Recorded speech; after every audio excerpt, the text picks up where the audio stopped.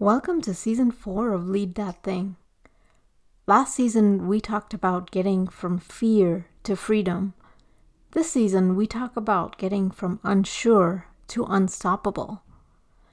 My first guest today is Diane Kipper.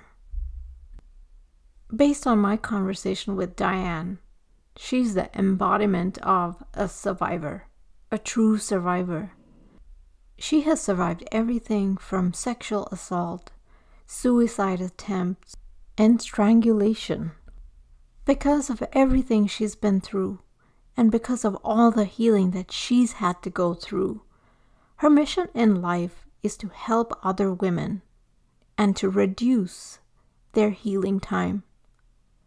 Join me as we hear Diane Kipper's story and how she's helping women today to empower themselves and heal themselves and move forward after trauma. My name is Aruna Krishnan, best-selling author of the Busy Mind series, a trilogy that helps leaders thrive. Welcome to Lead That Thing, a podcast that empowers women in their lives, businesses, and careers. Diane is the owner of Rise, which stands for Restoring Inner Strength and Energies. She offers support through virtual holistic retreats for women who've experienced sexual assault, domestic violence, and/or divorce. She tells us about how she empowers women. I empower other women by helping them rise above the emotions and the limiting beliefs that we so commonly develop after surviving abuse. I also recognize what it's like to find yourself single again after being married or in a partnership for many years, and maybe you never handled the finances, which in my case I didn't, and suddenly you're experiencing this fear of, oh my gosh, now I'm totally responsible for figuring out my own finances. And, starting over can be very terrifying. And there's so much stigma and fear around that. So we work on everything from clearing past traumas to getting financially prepared so people can take care of themselves. And this is so empowering for women. Diane reiterates the concept that we covered last season around our belief systems. Belief systems that we've accumulated over the years but never really stopped to evaluate if they were serving us or if they were helping us and if they were even valid anymore. She gets to the bottom of these limiting beliefs.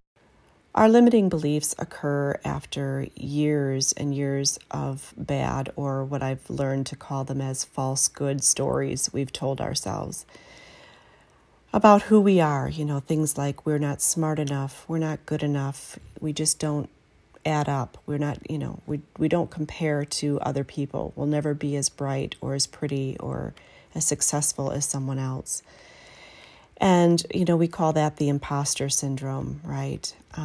So what I've learned through many of the holistic teachings that I've been through is so much of that is stored deep into our souls. And oftentimes from way back in our ancestral lineage, some of it isn't even ours that we originally created. We're carrying this over generations and generations. So a way to release some of that, what I call soul baggage, is to clear some of that out. And that's what we work on together.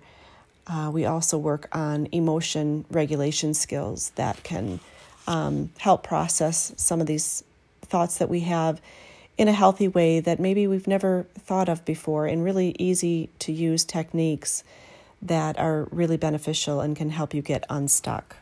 Diane references soul baggage and emotion regulation.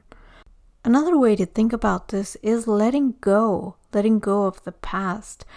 This is something I'm familiar with my journey of letting go of all that soul baggage, as Diane puts it, from 30 years ago, and going beyond myself and strengthening myself in that process.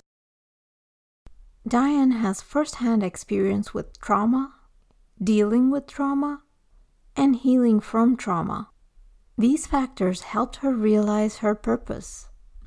I discovered after 3 years of being in and out of hospitals after the sexual assault that happened with my employer, and all of the medical treatments I had, a total of 32 ECTs, which are electric convulsive therapy treatments. And I had 7 suicide attempts in those 2.5 years. And prior to that, in my history, I had 3 attempts on my life, 1 by gun and 2 by strangulation.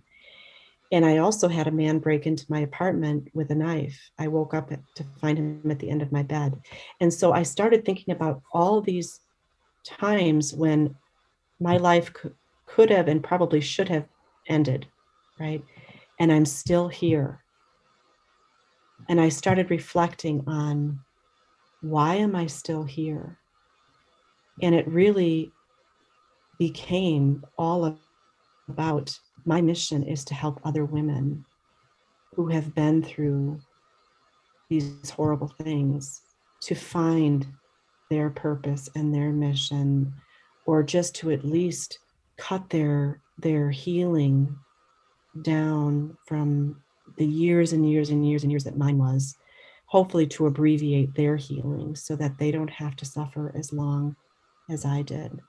And that's really why Rise came to be. It's really all about helping women find their inner strength and really rise above their sexual assault, their domestic violence, their divorce.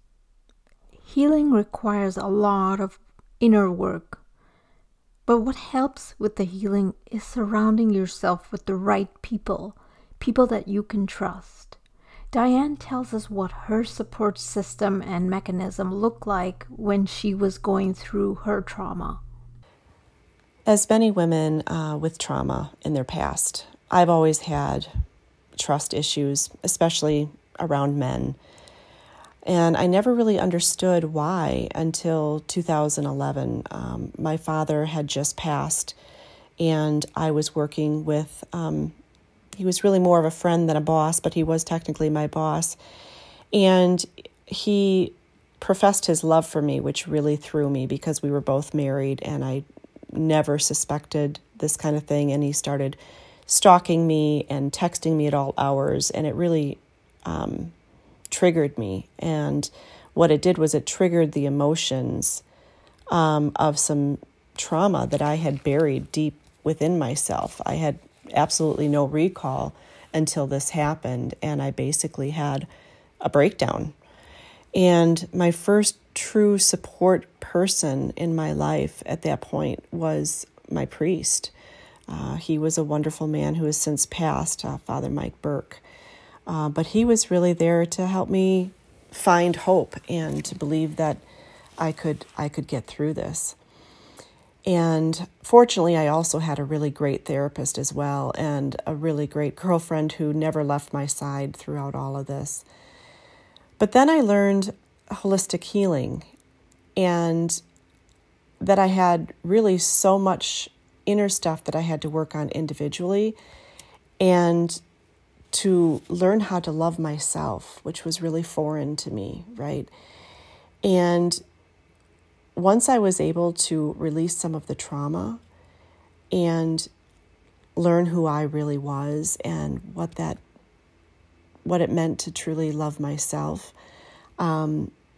things really started to shift and change. And I really started to recognize that what I really needed in the way of support was holistic healing and self-care. And now I never take self-care for granted, because it really has taught me that the biggest way to feel supported and to feel strong and to reignite your energies is to practice self-care. And that's really anything that really makes you feel good, doing good things for yourself. And that's the real support I think that we really need as women, is our own self-love. As women, we often overlook the importance of self-care. But what we don't realize is that in order to be there for others, we need to be there ourselves. And we can't be there if we're drained.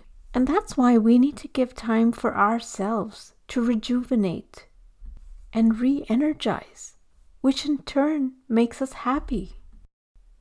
Because holistic healing played a big part in Diane's recovery, she actively incorporates this in her retreats. Diane lays out very specifically some of the holistic techniques she uses. In my upcoming retreats, we're going to be exploring things like fear and shame, and we're going to be learning how to work through those emotions from a woman who is a Brené Brown certified instructor. So most people now are familiar with Brené Brown and the powerful messages that she can bring. And one of the speakers is certified to speak on Brené's behalf about the skills that we can use. And so I'm very excited about that. And that's going to be at our May 1st retreat. And also in that retreat, we're going to be covering what's called somato-respiratory integration, which guides us through an energetic body breathing technique that does everything from reduces anxiety to connecting to spirit. And it's a body-brain technique that also is hands-on.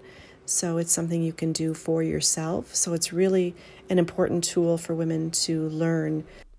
It's your experiences that shape your perception of the world and of people. But when you're healing from trauma, it's about resetting your life, acknowledging what has happened, but figuring out how to get back to where you started. It involves identifying all the thoughts that got you there, dealing with it, and moving forward with the tools that'll keep you moving in the right direction. This is, in essence, empowerment. Diane gives us her take on empowerment. Empowerment to me means releasing all those fears and limiting beliefs that we have about ourselves, all those horrible stories that we tell ourselves that we are, right? And coming into your own almost for the first time. I mean, I remember when I first started working through those limiting beliefs about myself and recognized that I am enough. And, you know, I am smart. I am, you know, pretty. I am all the things that I never believed I was, right? To me, that's the ultimate empowerment. And really, what I would say to other women is to gain that empowerment really starts with getting present, being in the moment. I think so many of us, we think so much about our past, or we fear so much about our future, the unknowns, the scariness of what's coming down the road, right, that we don't know. If we can slow down and just stop and breathe and just be in the moment and just recognize what is our immediate surroundings. Is it the beautiful trees? Is it the grass? Is it the birds that come to your window? You know, is getting present and just stopping and breathing in that moment is really the beginning of gaining your own power and finding your voice. Because I feel like we really lose our voice when we spend all of our time ruminating about the past and fearing the future. In other words, live in the moment. Something I totally believe in.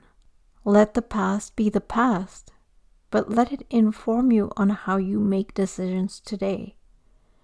And the decisions you make today will let the future play out. I hope you've enjoyed Diane's story, and I hope you've been inspired. If you want to reach Diane, you can reach her at riseretreatsllc@gmail.com or her website rise-retreats.com. Join me next week for yet another inspiring story of empowerment, and subscribe to Lead That Thing on any of the podcast platforms. Thanks for tuning in, and until next time, lead that thing.